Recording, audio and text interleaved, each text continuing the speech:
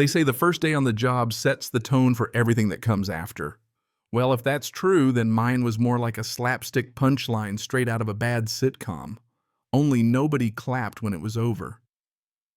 Picture this. I'm standing dead center in the glass-walled lobby of Murata Global's Chicago headquarters, still so new that my trainee badge is flapping against my chest and my hair is pulled tight, trying to look halfway put together, when this grinning intern named Jared, the type who thinks irony is a personality, strolls up and throws an entire cup of Coca-Cola in my face.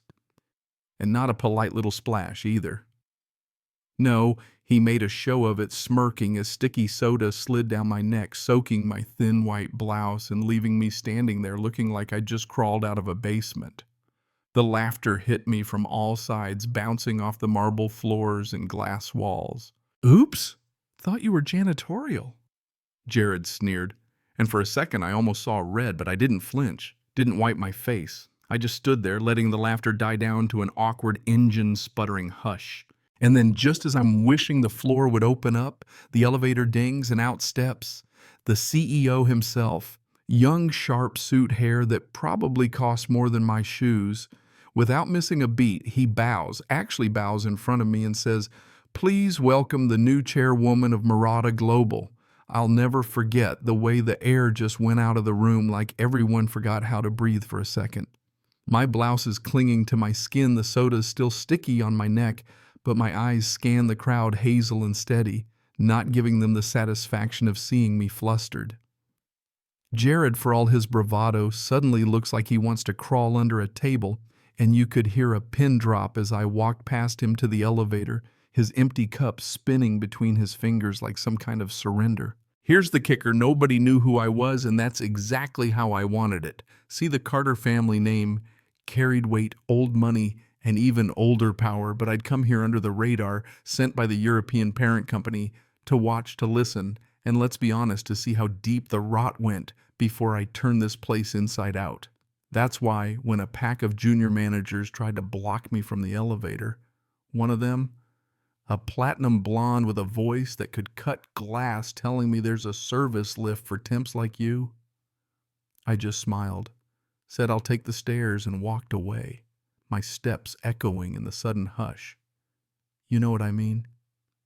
Sometimes the quiet says more than shouting ever could. The thing about places like Murata is that power's this invisible force. Everyone orbits whoever they think is in charge, and most folks are too busy looking up to notice what's happening at the edges.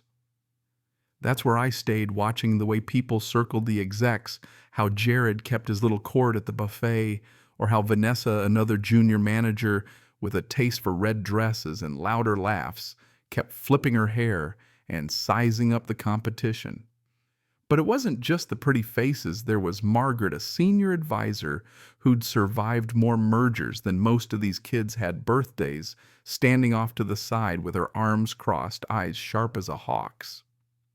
When she handed me a confidential folder, direct orders from the European chairman no less, there was no pity, no judgment, just a nod like she saw through the act and maybe, just maybe, saw something worth betting on. The more time I spent in that glass fishbowl, the more I saw the way the cool kids mocked my thrift store outfit in the break room, the photos snapped and hashtags prepped for office fails, the way my name was penciled in at the bottom of the HR list like an afterthought. One guy even tried to block me from using the good printer, claiming interns use the basement machines. Every little slight, every snicker, every water bottle flicked off my table by some creative director with a diamond bracelet, it all added up brick by brick to this fortress of arrogance. But I never rose to the bait, never raised my voice, just let the weight of that confidential folder and the bigger secret in my pocket ground me. There were little twists, too, like the wiry intern who tossed a napkin at my feet calling me janitor lady, not realizing the facilities manager was jotting his name down on a clipboard nearby, jaw set tight. Or the quiet IT guy who offered me a towel after the soda incident, not knowing I'd remember that simple kindness when the wind shifted. Or the junior executive, eyes wide, who stammered "wait, chair," who, when Margaret handed me that folder, these people didn't know the game was already changing. that every cruelty was being tallied up, every kindness quietly marked for later. Then came the mixer and the next round of humiliation, Jared again by accident, splashing me with another glass of soda, the laughter sharp and cruel, the word adaptability flung like an insult.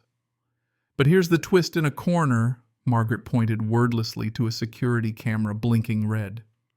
The board got the footage that night. You could practically feel the panic ripple through the upper floors. By the time the CEO bowed to me in front of the entire company and formally announced me as chairwoman by name, full stop, the crowd went still. Jared's phone clattered to the floor. Vanessa's red dress seemed to lose its shine, and the senior board members sat up straight, the name Carter sinking in. The rest, honestly, was almost anticlimactic. The HR director sent out a "We do not tolerate harassment" email. Jared and Vanessa were quietly suspended pending investigation, and the snickering crowd who'd once laughed at my office fail post suddenly went silent when they passed me in the halls. But here's the thing, I didn't need to fire anybody. The board did that for me, armed with security footage and a mandate from Europe that landed like a hammer. Ms. Carter will personally lead the restructure. Full cooperation expected.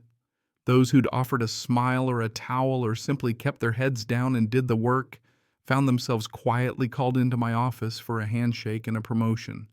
The janitor who saw me at my lowest got a letter in her locker, promotion to supervisor signed by me. Word spread. You could feel the temperature in the building change. The story hit the press, sure. The woman drenched in coke is now worth millions. The headlines screamed and social media lit up with the security footage. Jared's name dragged through the mud, Vanessa's LinkedIn going dark.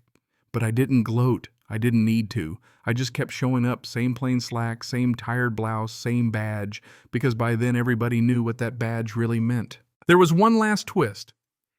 In my final board meeting, a junior exec handed me a note from the global chairman, a friend of my father's, telling me I'd made them proud.